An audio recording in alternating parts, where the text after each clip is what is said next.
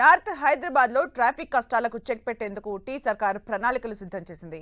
ఇందులో భాగంగా ఇవాళ డబుల్ డెక్కర్ కారిడార్ పనులకు సీఎం రేవంత్ రెడ్డి శంకుస్థాపన చేయనున్నారు. డబుల్ డెక్కర్ కారిడార్ తో జంట నగరాలతో పాటు ఉత్తర తెలంగాణలోని 5 జిల్లాల ప్రజలకు ట్రాఫిక్ కష్టాలు తప్పనున్నాయి. 1580 కోట్ల వ్యయంతో చేపట్టనున్న ఈ ఎలివేటెడ్ కారిడార్ పై సెకండ్ ఫేజ్ లో మెట్రో మార్గాన్ని నిర్మించనున్నారు. హైదరాబాద్ నగరం సిగలో మరో ప్రెస్టీజియస్ ప్రాజెక్ట్ చేరబోతోంది. జంట నగరాలతో పాటు 5 జిల్లాల ప్రజలకు ప్రయోజనం కలిగేలా డబుల్ డెక్కర్ కారిడార్ ను ప్రతిష్టాత్మకంగా చేపడుతోంది తెలంగాణ సర్కార్. ఈ ప్రాజెక్టుకు కండ్లకోయ జంక్షన్ కు సమీపంలో సీఎం రేవంత్ రెడ్డి శనివారం శంకుస్థాపన చేయనున్నారు. ఈ ప్రాజెక్టు పూర్తయితే జాతీయ రహదారి 44 పై దశాబ్దాలుగా ఉన్న వాహన కష్టాలు తీరనున్నాయి.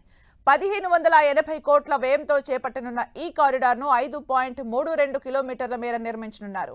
ఇందులో ఎలివేటెడ్ కారిడార్ 4.65 కిలోమీటర్లు, అండర్ గ్రౌండ్ టన్నెల్ 600 మీటర్లు ఉంటుంది. మొత్తం 6 వరుసల్లో నిర్మించే ఈ కారిడార్ కు 131 పిల్లర్స్ ఉన్నాయి. సికింద్రాబాద్ లోని ప్యారడైజ్ జంక్షన్ నుంచి ప్రారంభమై తాడ్బండ్ జంక్షన్, బోయిన్పల్లి జంక్షన్ మీదుగా డేల్ ఫార్మ్ రోడ్డు వద్దకు ముగుస్తుంది. ఎలివేటెడ్ కారిడార్ పైకి రాకపోకలు సాగించేందుకు వీలుగా బోయిన్పల్లి జంక్షన్ సమీపంలో ఇరువైపులా 2 చోట్ల ర్యాంపులు నిర్మిస్తారు. ఇది పూర్తయిన తర్వాత ఈ ఎలివేటెడ్ కారిడార్ పై మెట్రో మార్గం నిర్మించనున్నారు. ఫలితంగా ఆ మార్గంలో ట్రాఫిక్ కష్టాలు లేకుండా ప్రయాణం మరింత సులువుగా, సుఖవంతంగా సాగనుంది.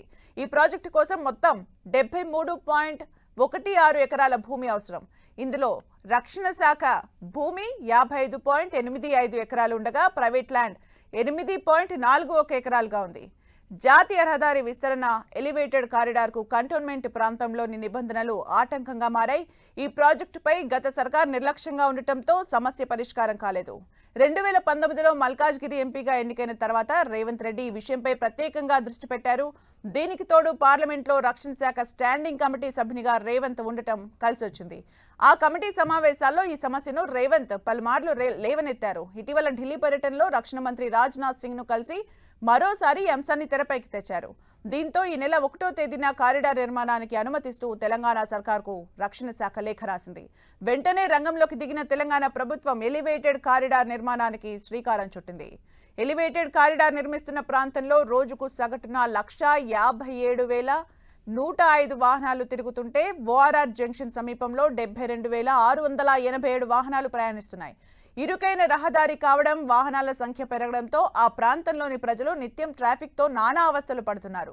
తరచూ రోడ్డు ప్రమాదాలు జరుగుతుండటంతో పలువురు ప్రాణాలు కోల్పోతుండగా మరికొంతమంది క్షతగాత్రులవుతున్నారు. వాహన రద్దీతో గంటల కొద్దీ ట్రాఫిక్ నిలిచిపోతుండటంతో ఇంధన వ్యయం కూడా పెరిగిపోతోంది. కొత్త కారిడార్ తో ప్రజలకు ఎన్నో ప్రయోజనాలున్నాయి.